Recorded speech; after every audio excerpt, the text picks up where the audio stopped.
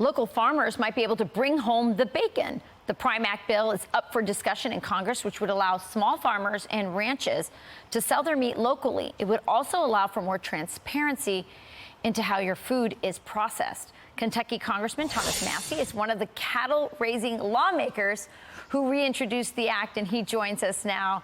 Thank you, Congressman, for joining us. This bill, this act, I should say, the PRIME Act, is being touted as the greatest opportunity in food freedom in decades. So it says that you don't need a federal bureaucrat on the premises of a slaughterhouse in order for your food to be safe.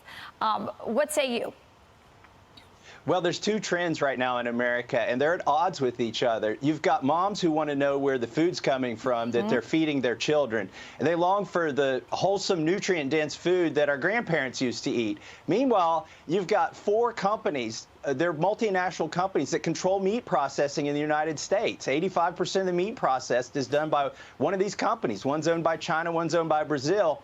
My PRIME Act is catching on in the House and the Senate. It says if you're not crossing state lines, if you're engaged in local commerce, then a farmer should be able to use a local processor and sell to a local consumer. It's that simple. So I'm asking people, while you're firing up those grills on this Labor Day weekend, think about where that came from and think about the farmer down the road, and why couldn't you buy it from him and use some local processor? Well, Congressman, I do buy my meat from the farmer down the road, and I'll tell you, I trust him. I know he wants my business. If he chooses a custom slaughterhouse, it's in his interest to make sure that that place is safe. And I believe there hasn't been a foodborne illness in meat since like 2012. There's a meat, sort of a lot of people trying to eat more meat in their diet, be more animal-based. At the same time, the government's telling them not to eat meat. Tell us about that debate going on. Well, they want you to eat bugs or to eat some kind of fake meat. But look, we don't want food that's made in a factory. We want food that comes from a farm, right? And that's what the PRIME Act allows, because that's what our bodies are geared for. We've got so many autoimmune issues these days, diseases that I don't think our grandparents have. And you are what you eat. So we need to get back to eating healthy. Eating local is the best way to do that. And local processors are equipped to do this. During COVID, the meat industrial complex let us down, but the small processors won't let us down. And that's what the PRIME Act does. By the way, call your representative and call your two senators. This bill's in the Senate, too. And the lead sponsor's name is Senator Angus King in the Senate. That's right. And you're also sponsoring this in the House with another cattle farmer. Democrats, this is a bipartisan issue.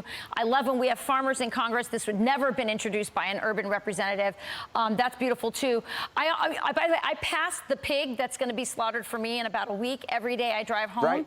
And I just love knowing where my meat comes from. I think, as you're right, more moms want that. You mentioned the supply chain. I think that was an important point as well, because you're right, the supply chain for meat fell apart during COVID, but there's also humane reasons for this, right? I mean, it's better treatment for animals. Yeah, it's less stress on the animals. You don't have to ship a cow from Kentucky to Nebraska. You know, think of it, it takes a truck ride, a train ride, and then it may take a bus ride back. I mean, it's greener to buy local. You're not using as much fuel to transport this animal. It's a lot more humane, and you can know the person who raised the animal. Right now, people can buy meat from a local farmer, but they have to buy the whole animal or half of the animal. It's like $1,000 to, to buy meat. The PRIME Act lets you buy it by the cut. So ask your representative to sponsor the PRIME Act.